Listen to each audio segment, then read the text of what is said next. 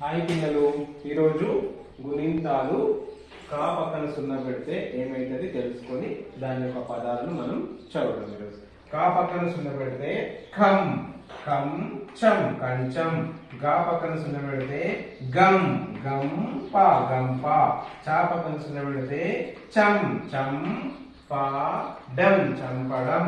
జా పక్కన సున్నా పెడితే జం జం టా జంట.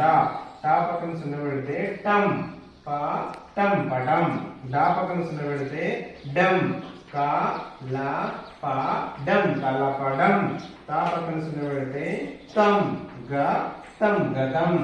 దా పక్కన సున్నా పెడితే దం దం డా దండ. నా పక్కన సున్నా పెడితే నం నం దా నంద. పా పక్కన సున్నా పెడితే పం పం టా పంట.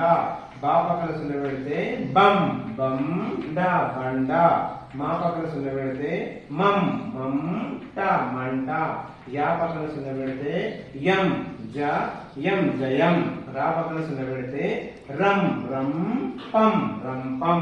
లా పక్కన సున్నా పెడితే లం లం చం లంచం. వా పక్కన సున్నా పెడితే వం వం దా వంద. షా పక్కన సున్నా పెడితే షం షం కం శంకం. సా పక్కన సున్నా పెడితే సం సం తా సంత. హా పక్కన సున్నా పెడితే హం హం స హంస. లా పక్కన సున్నా పెడితే లం గలం గ లం గలం. క్షా పక్కన సున్నా పెడితే క్షం అక్షం అక్షం. ఈ విధంగా సున్నా ఉన్న పదాలను ఈ విధంగా మనం చదవచ్చు. ఓకే.